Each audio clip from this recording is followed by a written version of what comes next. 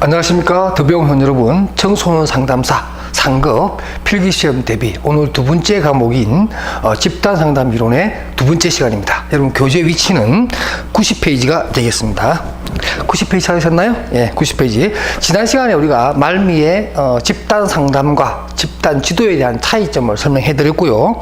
오늘 이 시간은 좀 더 이어서 기출문제에서 나왔던 내용과 함께 우리가 좀 살펴볼 것이 뭐냐면 집단 지도라든가 집단 상담이라든가 또 집단 치료에 대한 이 세 가지 유형의 내용적으로 구분되는 이러한 세 가지 상담의 어떤 내용적인 부분은 어떻게 구분되는가 하는 것들을 한번 살펴보도록 하겠습니다.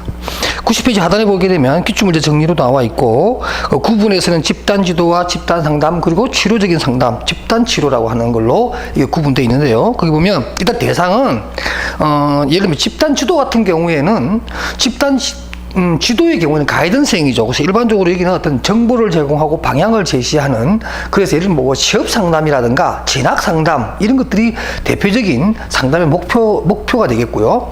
그 다음에 집단 상담은 일반적으로 어떤 발달과 관련된 내용입니다. 그래서 대부분 어떤 어떤 정상적인 어떤 뭐 학습에 관한 어떤 내용이라든가, 물론 이것도 뭐 직업 지도에도 약간 해당되긴 합니다만은 적어도 이제 정상적인 발달 과정에서 어떤 지체라든가 이런 문제를 상담하는 것이 집단 상담이라고 하는 것이라고 하면, 마지막으로 집단 치료는 뭐 성격적인 부분, 뭐 기질적인 문제라든가 부적응의 문제, 또 약간 비정상적인 상황에 대한 개선 내지는 문제 해결을 하려고 하는 것이 각각 상담의 목적이다, 이렇게 보시면 될 것 같고요. 그 다음 접근 방법으로는 집단 지도는 예방적 접근으로서 약간 정보를 이용한 미래지향적 어떤 그런 상담인 거고, 집단 상담의 경우에는 발달적 문제를 다루는, 그리고 집단 치료는, 치료적 상담은 주로 교정적인 것, 치료를 목적으로 한다, 이렇게 보시면 될 것 같고요. 그 다음에 또 집단의 목적에 보게 되면 집단 지도는 네 번째 칸에 보게 되면 뭐 직업적인 지식을 습득하고 정보를 다루고, 그 다음에 집단 상담의 경우에는 현재의 문제와 관련된 성숙지향적인 문제를 다루게 된다. 그래서 그런 문제 해결을 위한 행동의 변화를 촉구하는 그런 것이 상담의 목표라면, 마지막으로 집단 치료는 말 그대로 무의식적 동기를 파악을 해서 또 탐색을 해서 그러한 부적응적인 상황에 대해서 치료를 하려는 것이 목적이다, 이렇게 보시면 되겠습니다. 이런 부분은 이제 구분해서 시험이 잘 나오고, 또 하나 91페이지로 가게 되면 좀 더 폭넓은 의미에서 집단 상담의 유형에 대해서도 문제가 참 잘 나오는데요. 이것은 제가 교재에서 워낙 정리가 잘 되어 있으니까 교재 부분을 간략하게 설명할게요. 일단 상담 집단, 조금 전에 설명했던 그 부분, 그다음 치료적인 집단도 마찬가지고, 또 교육 집단은 가이던스형이니까 집단 지도에 해당되는 것이라고 하면 이제 이 세 가지는 설명이 됐고요. 그 다음에 그 91페이지 가운데 보게 되면 성장 집단이라고 해서 그로스 그룹이라고 하는 것이 있습니다. 성장 집단이 대표적인 것이 보면 뭐 훈련 집단이나 T그룹, 여러분 T그룹 아시죠? 이 T그룹이라고 하는 것은 바로 뭐 트레이닝 그룹 이렇게 얘기하죠. 보통 뭐 짧게 그냥 T그룹이라고 합니다. 이 T그룹이 아주 대표적인 어떤 내용이냐면 성장 집단이라고 할 수 있습니다. 보통 뭐 훈련 집단이라고 하긴 하지만 성장 집단의 대표적인 예가 바로 T그룹입니다. 트레이닝 그룹이라고 하는 그런 집단이 있고요. 그 다음에 또 참만남 집단이라고 하는 거 있습니다. 여러분들 또 참만남 집단이라는 게 뭐냐면, 참만남 집단은 일반적으로 실존주의적 입장에서 접근하는 그런 모임입니다. 뭐 또 쉽게 얘기하면 우리 이런 거예요. 실존의 문제를 다루고 또 실존적 어떤 그런 가치를 서로가 찾으려고 하는 그런 사람들의 모임체입니다. 그러니까 예를 들면 뭐 이런 거 있겠죠. 뭐 좋은 부모 되기 모임, 또는 어떤 게 있을까요? 좋은 학부모 되기 모임, 이런 거 있죠. 기왕의 학부모 역할하는 거, 기왕의 부모 역할하는 거, 좀 더 참되고 좋은 부모가 되어보자라는 어떤 그런 뜻이 이렇게 서로가 합의가 된 그런 사람들의 모임 같은 것들이 보통 참만남 모형이라고 그러고, 뭐 좀 더 멋있게 얘기하면 삶의 의미를 찾아서 같은 삶의 의미를, 목적을 가지고 있는 사람들끼리의 어떤 만남, 또 그 속에서 어떤 새로운 어떤 그런 문제 해결적을 서로 찾는 그런 집단이고요. 그 다음 또 마라톤 집단이라고 하는 것이 있습니다. 사실 뭐 마라톤 집단은 내용적인 부분으로서의 어떤 집단 유행보다는 시간이죠, 시간. 상당히 오랜 동안 진행되는 그런 겁니다. 예를 들면 이제 우리가 뭐 취업 상담이라든가 직업 상담을 하기 위해서 고용노동부에서 실시하는 여러 가지 청년청 취업 프로그램이 있어요. 그럼 보통 우리가 또 캡이라고 하는 건데, 캡 또는 K 플러스라고 하는 프로그램인데 이런 것들은 보통 막 하루에 4시간씩 해서 뭐 5일간 진행하는 아주 긴 시간을 투여하는 그런 집단입니다. 이런 경우를 보통 우리가 마라톤 집단이라고 합니다. 이것도 역시 성장 집단의 한 유형이 될 수 있겠다 이런 얘기고요. 그 다음에 과업 집단이라고 하는 것도 있고 그 다음에 6번째 나오는 자조 집단이라고 하는 것도 있습니다. 이 자조 집단이라는 게 뭐냐면 자조 집단은 말 그대로 스스로 돕는다 이런 뜻이거든요. 그러니까 어떤 문제를 가지고 있는데 이 문제를 그러니까 자조 집단의 특징은 뭐냐면 좀 단기에 모였다가 단기 헤어지는 겁니다. 그 문제만 해결되면 예를 들면 어떤 게 있을까 하면 뭐 담배를 끊기 위해서 하는 뭐 금연회 같은 거, 금연회 또는 뭐죠? 술을 끊는 단주회. 술주자를 끊죠. 술을 끊는 단주회라든가, 그다음 또 단도박회 이런 것도 있고요. 또 뭐 이런 것도 있습니다. 암 환자 가족 모임 이런 것도 있어요.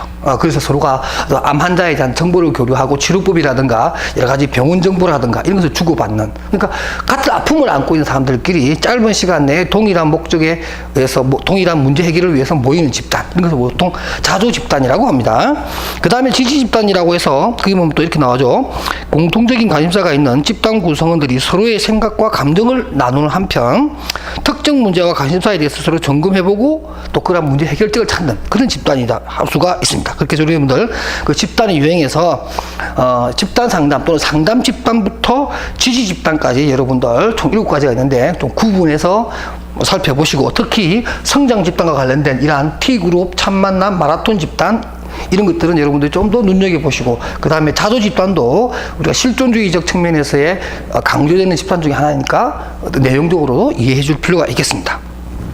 그 다음에 92페이지 가게 되면 역시 기출문제에서 다뤘던 것인데요. 집단의 구조라든가 또는 행태에 관한 설명을 하면서 일반적으로 집단의 구조는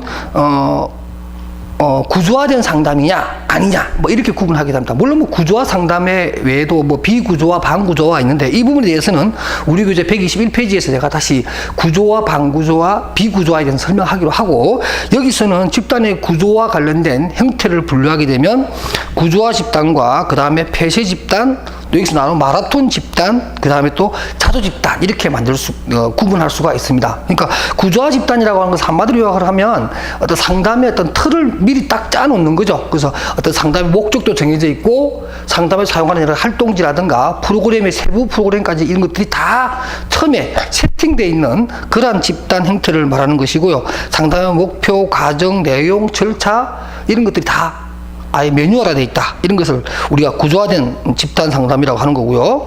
그 다음 폐쇄 집단은, 폐쇄 집단과 우리가 보통 이제 그 비폐쇄, 다시 말해서 이제, 개방 집단이라고 하는 것들이 있는데, 폐쇄 집단은 뭐냐면 상담 도중에 집단으로 있다가 일부가 빠질 경우에 새로운 사람을 중간에 또 그 인원을 채우느냐 그게 아니라는 거죠. 한번 시작한 집단은 중간에 사람이 빠지더라도 계속 기존 인원은 그대로 마지막까지 가는 이런 상황이고 반대의 의미인 개방 집단은 뭐예요? 중간에 사람이 빠지게 되면 새로운 사람을 채워 넣는 이런 형태를 얘기하는 거고요.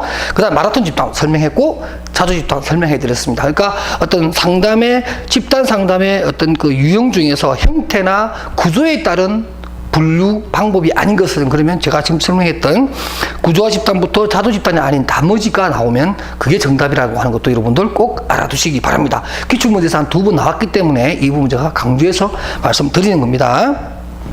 그 다음에 이제 향상학습의 사이코 드라마, 심리극이라고 하는 것도 여러분들 집단 상담의 한 형태로서 이해해 주시기 바랍니다. 여러분 잘 알다시피 뭐 사이코 드라마라고 하는 것은 거기 보면 일정한 대본 없이 등장인물인 집단원에게 어떤 역할과 상황을 주어 그가 생각하는 대로 연기하게 하여 그의 억압된 감정과 갈등을 표출하게 하여 치료하는 집단 치료다라고 해서 일반적으로 우리가 기질적 치료 또는 성격 치료 또 부적응 또는 이러한 그 주로 이제 부적응이죠. 부적응에 관련된 그러한 환자를 치료할 때 많이 사용하는 그런 집단 상담 치료 방법입니다. 뭐 모레노라고 하는 분이 1920년대에 개발했던 그러한 치료 방법인데요.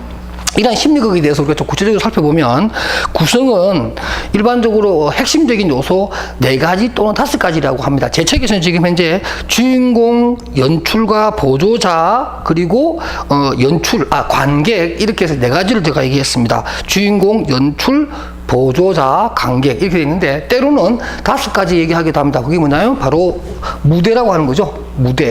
무대가 하나 더 포함을 해서 사이코 드라마의 5가지 요소라고 얘기하기도 합니다. 그래서 거기 보면 일단은 주인공의 주요 타인, 의미 있는 타인이 되겠죠. 그런 역할을 하며 살아있거나 죽었거나 실제이거나 상상할 수 있는 인물로서 일단은 배우들을 다 배치를 하고요. 그 다음에 주인공에 의해서 제한된 지각 대상을 연기하도록 하는 이런 내용들 위주로 있습니다. 그 다음 주인공이 개선된 관계들을 개발하도록 조력하는 치료적 안내자로 연기한다 라고 해서 제일 마지막에 보면 주인공이 스스로 뭐 치료적 안내자가 되어서 자기 문제를 제3자적 입장에서 보면서 자기 스스로 막 치료적인 어떤 그러한 의견을 내세우는 거죠. 그렇게 함으로 해서 자기 스스로 자가 치료할 수 있는 그런 기회를 제공하는 것이 또 이 사이코 드라마의 재미난 부분이기도 합니다. 꼭 기억하시기 바랍니다. 그 다음 93페이지에 제2절 집단 상담의 지도성 및 집단 상담자의 기술입니다. 이것 역시 뭐 집단 상담의 자질이라든가 또 집단 상담자가 가져야 될 지식과 관련해서 꼭 알아야 되고 잘 나오는 건데요. 이런 겁니다. 집단 상담자는 집단 상담의 특성상 인간적인 특성을 갖춰야 하며 예를 들면 어떤 용기도 필요하고요. 또 기꺼이 모범을 보이고 솔선수범할 수 있는 의지와 그러한 태도가 필요할 뿐만 아니라 집단 구성원들과 함께 한다는 의지 또는 어떤 참여자들에 대해서 돌봄에 대한 의지도 있어야 될 것 같고요. 믿음과 개방성을 지니고 있고 뭐 필요하다면 자기 개방도 과감하게 할 수 있는 그런 용기가 필요하다는 얘기고 때때로 집단이기 때문에 또 어떤 뭐랄까 또 스무스한 진행을 하기 위해서 유머 감각이라든가 이런 것도 굉장히 필요합니다. 그래서 사실 뭐 엔터테인먼트가 좀 돼야 될 필요가 있어요. 그래서 집단 상담을 진행하시는 분들 중에 특히 청소년 상담 같은 경우에는 그런 진행하시는 분들은 제가 아는 분들이 어떤 분들은 레크레이션 강사 같은 것도 자격증을 좀 취득하기도 합니다. 뭐 지나치게 집단 상담이 놀이 중심으로 그야말로 뭐 가족 오락관 같은 분위기가 되면 안 되겠지만 그러나 장시간 하는 예를 뭐 마라톤 집단 같은 경우에는 긴 시간 하잖아요. 그렇게 너무 틀에 박힌 내용만 하게 되고 그야말로 교시적이면서 어떤 지시적인 거로만 하게 되면 내담자들이 좀 지겨워할 수도 있고 또 뜻하지 않는 내용으로 저항을 당할 수도 있어요. 이럴 때 유머라든가 어떤 그런 놀이를 통한 집단의 어떤 상담 목적을 달성하려고 하는 방법은 매우 좋은 거죠. 그런 것을 얘기합니다. 그 다음 집단 상담에 있어서 집단 지도력입니다. 집단 지도력은 일반적으로 우리가 말하는 어떤 역동성하고도 비슷한 얘기가 되겠는데요. 사회적 상호작용의 특수한 형태로서 즉 집단과 개인의 목표 달성을 촉진하기 위해 다른 사람들에게 영향을 주고 동기화시키도록 개인들 간의 협력이 허용되는 상호간 의사교류적 변형적 과정이다라고 해서 따지고 보면 집단 지도를 하는 것이 한 개인의 어떤 역량이 아니라 같이 모였을 때 어떤 상호 역동적인 모습으로 가지고서 문제를 해결해 나가는 힘, 역량 이런 걸 얘기합니다. 그런 가운데서도 집단 상담에 있어서의 이끌어 나가는 집단 상담자는 굉장히 중요한 역할들을 하게 되는데 일단은 뭐가 있냐면 우리가 역할을 좀 아주 크게 두 가지로 나누면 집단 상담의 집단 진행자는 첫째가 뭐냐면 유지 기능입니다. 유지 기능이 뭐냐면 어떤 집단을 운영하고 있잖아요. 예를 들면 개인 상담의 경우에는 2명이니까 뭐 유지라고 하는 의미가 별로 없는데 집단이기 때문에 전체를 유지할 수 있는 기능이 필요하겠고 그 다음 두 번째는 뭐냐면 바로 과업 기능입니다. 이것은 1대1 상담에도 있는 거죠. 그 상담이 가지고 있는 원래의 목적을 가지고서 어떤 과업을 달성해야 되는 거죠. 이 두 가지입니다. 근데 이 유지 기능이라고 하는 것이 사실은 뭐예요? 집단 상담에서 뭐라고요? 가장 중요한 기능이 될 수가 있겠죠. 왜냐하면 이 유지 기능이라고 하는 것은 집단에서만 필요한 부분이니까 개별적인 상담이나 심층 상담을 하는 사람은 과업 기능에 대한 부분만 좀 더 전문화되어 있으면 좋아요. 이것은 필요 없다는 얘기죠. 그러나 집단은 유지 기능에 대한 부분도 굉장히 중요한 항목이니까 챙겨주실 필요가 있겠다. 이런 얘기입니다. 그리고 이제 집단의 방향을 제시하고 집단의 규준 발달을 돕고 분위기도 조성해줘. 아까 좀 유머스러운 부분은 유머스러운 대로 어떤 역동성이 살아날 때는 격려하고 지지하는 것들이 필요하겠다. 그 다음에 향상학습에는 조금 전에 설명했던 그런 내용들을 그대로 제가 한 번 더 좀 깊게 설명한 건데 내용적으로 크게 어렵지 않기 때문에 여러분들 한번 읽어보시고 특히 93페이지 아랫단 검은 음영이 되어 있는 부분의 가운데 보면 방가로 2분에 이런 게 있어요. 집단의 방향을 제시하고 집단 기준 발달을 돕는데 특히 now and here, here and now라고 하는 지금 여기에 초점을 두고서 그때의 느낌 수준으로 집단을 진행하는 것이 굉장히 중요하다. 이렇게 설명을 해놨습니다. 꼭 여러분들 참고로 봐주시고요. 그 다음 또 94페이지 가서 보면 또 이제 기본적으로 뭐 7번까지 쭉 얘기해놨는데 여러분들 읽어보시면서 충분히 알 수 있는 내용들이니까 제가 따로 설명드리지는 않겠습니다. 그 다음에 그 가운데 있는 항상 학습에 보면 효율적인 집단 상담자의 특성이 있는데 이것도 이런 한번 봐주시기 바랍니다. 제가 한번 읽어볼게요. 집단원들과 정서적으로 함께하고 집단원들과의 상호작용 속에서 진실된 모습으로 임하는 용기, 그 다음에 자신을 직면하는 기꺼이 자기 자신을 직면하는, 그러니까 자신의 어떤 한계성도, 그러니까 상담자, 집단 상담의 어떤 상담자도 자신의 한계성에 대해서 알고 있어야 되고 그것이 드러난다고 해서 부끄러워하거나 감출 필요는 없다. 이런 얘기입니다. 그 다음에 진실성, 진솔성, 정체성 뭐 이런 것들 등등등이 바로 집단 상담자의 갖춰야 될 자질, 덕목, 뭐 기술 수준, 기술 영역 이렇게 얘기할 수가 있겠습니다. 그 다음에 집단 상담자의 자격입니다. 비슷비슷한 얘기가 계속 연결되는데요. 하나같이 다 중요합니다. 특히 뭐 이 집단 상담 이론의 기출 문제들을 보면 집단 상담자 자체의 워커들의 역량이 그 집단을 성공하느냐 실패하느냐를 좌우할 만큼 굉장히 큰 역할을 하기 때문에 이러한 능력 수준이라든가 필요한 전문 훈련이라든가 또 그런 훈련을 시킬 때 고려할 사항 등이라든가 뭐 이런 것들이 굉장히 나오고요. 한번 여러분 읽어보시면 될 것 같으니까 제가 그건 좀 넘어가겠습니다. 그 다음에 95페이지에 가운데에 있는 협동상담자. 이건 굉장히 중요합니다. 협동상담자 굉장히 중요한데 왜냐면 우리가 보통 집단상담이 사실은 협동상담자라고 그래서 집단상담은 보통 2명이 하는 게 맞죠. 보통 2명이 많이 합니다. 그럴 경우에 한 명이 하는 것보다 2명이 할 때는 2명이니까 이 2명의 상담자들이 서로 협동을 하는 그런 것이 필요하겠죠. 그와 관련된 내용입니다. 공동 상담자로서의 협동 상담자를 두게 되는 이유는 나름대로의 장점이 있기 때문에 그래요. 어떤 장점이냐면 그게 한번 볼까요? 그 양가로 1번에 보면 소진 가능성이 감소가 된다. 그러니까 상담이라는 거 자체가 굉장히 힘든데 둘이서 하게 되면 서로 주고받으면서 좀 한 사람은 좀 쉬었다가 또 한 사람은 또 뒤에 가서 개별적인 활동을 좀 도와주면서 또 한 사람은 전체적인 것을 진행을 하고 이렇게 함으로 해서 서로 주근이 자크니 하면서 소진 현상, 우리가 번아웃이라 그러죠.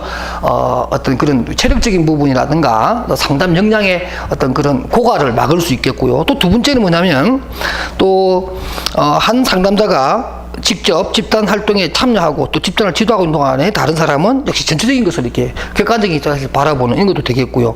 사실 저도 집단 상담을 할 때 꼭 보조 진행자는 아니고 같이 합니다. 같이 하는데 그분의 도움이 굉장히 필요해요. 제가 못 보는 것을 그분이 보게 되거든요. 그런 것들이 전체적으로 내 상담의 어떤 전반적인 어떤 균형 감각을 잡아가는데 굉장히 큰 도움이 됩니다. 바로 그런 내용들이 쭉 나와 있는데 이런 것들이 바로 장점이죠. 단점도 있습니다. 이 잘못하면 단점도 있는데 그 나와 있는 것처럼 사실 또 경쟁 관계가 될 수도 있어요. 참여자들끼리 막 평가를 하잖아요. 그죠? 예를 들면 뭐 1회차, 2회차, 3회차 이렇게 되면 1회차 끝나고 난 다음에 어떤 그런 참여자들끼리 어떤 그런 피드백 내지는 어떤 소감문을 쓰게 한다든가 이렇게 했을 경우에 중간 평가를 하게 된다. 이렇게 했을 때 아무래도 어떤 상담은 좋고 어떤 사람은 좀 그렇지 못하다. 이런 평가가 또 나오게 되면 괜히 또 못한다고 평가받은 사람은 그 다음에 좀 더 잘하고 싶어서 좀 오버하는 경우도 있을 것이고 그래서 경쟁이 생길 수도 있겠고요. 그 다음 또 뭐냐면 두 번째입니다. 문제점을 해결하기 위해서 이런 사실을 재빨리 지각하고 집단 앞에서 솔직히 털어놓고 원만히 해결하면 경쟁이나 득대감도 좋은 집단 활동의 자료가 될 수 있다. 이건 어떤 면에서는 드러난 단점을 오히려 더 장점의 요소로 바꿀 수 있는 그러한 장점으로서의 전환을 얘기하는 것 같습니다. 그 다음에 이제 기출문제에 보게 되면 공통 상담자 내지는 협동 상담자의 활용의 장점에 대해서 제가 한 번 더 설명해 놨는데 기출문제에서 나왔던 보기, 지문들입니다. 제가 정리해 놨는데 참고로 한번 보시기 바랍니다. 그래서 보면은 뭐 같은 내용인데 1번에 보게 되면은 뭐 한 사람이 개별 지도할 때 한 사람은 전체 지도를 할 수 있다. 또 두 번째 같은 경우에 뭐죠?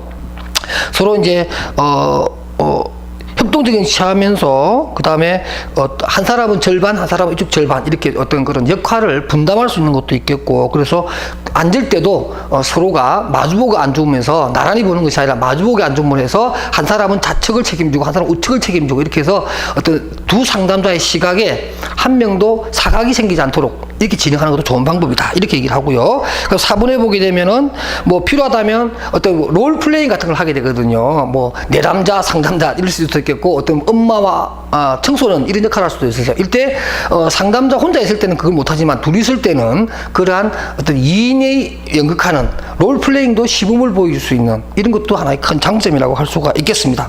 그 밑에 집단 상담 시 집단 상담자의 행동이 나옵니다. 행동에 보면은 집단 상담자는 집단 활동의 시작을 도우기도 하고 집단의 방향을 제시하기도 하고 집단 기준의 발달을 돕는다. 일반적으로 이제 집단 상담자의 어떤 자질에 관한 부분을 얘기했는데 우리가 바로 앞장에서 설명했던 그 내용이 기출 문제는 이렇게 나오고 있다는 것을 제가 보여드리는 겁니다. 그래서 제가 앞에서 설명하지 못했던 내용들 그리고 기출문제 지문에서 나왔던 내용들 위주로 제가 정리해놨으니까 한번 보시기 바랍니다.